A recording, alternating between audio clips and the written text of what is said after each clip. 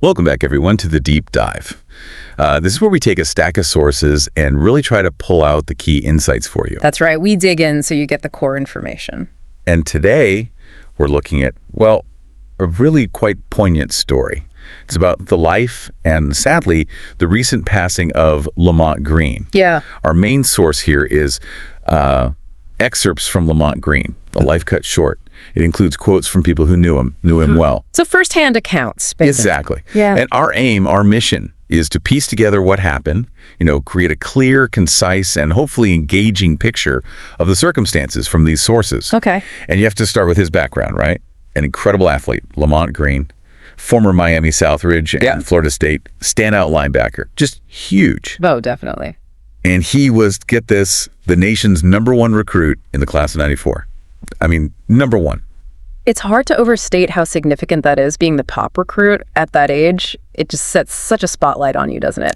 That early impact, that massive promise.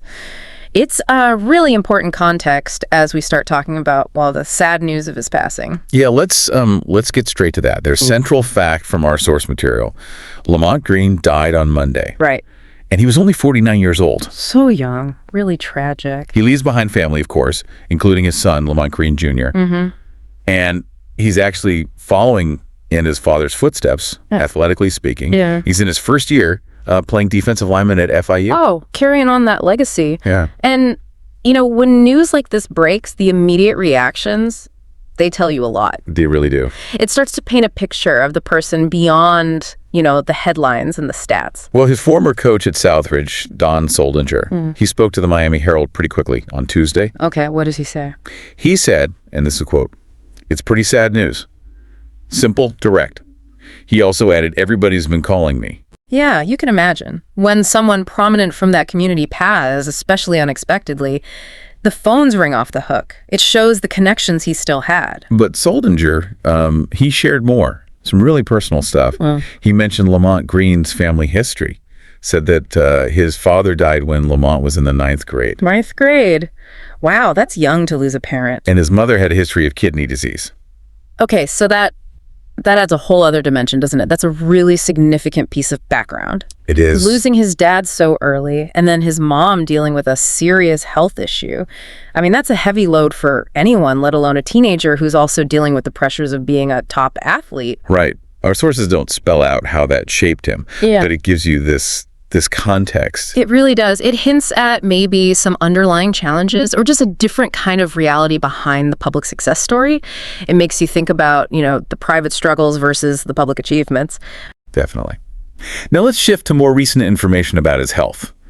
Our source also brings in Troy Davis. Okay, the running back, also from Southridge, went to Iowa State. That's him. Same age as Green, 49. And Davis said he actually spoke to Lamont just a few weeks ago. Oh, recently then? Yeah. And according to Davis, Lamont Green told him that he had been in and out of the hospital. In and out of the hospital. Oh, okay.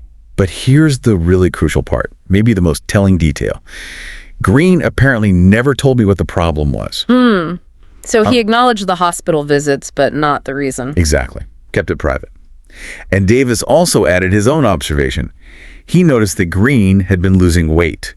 Right. Okay, so putting those pieces together, you've got Green himself saying he's been hospitalized repeatedly. You've got a close friend noticing significant weight loss. Yeah.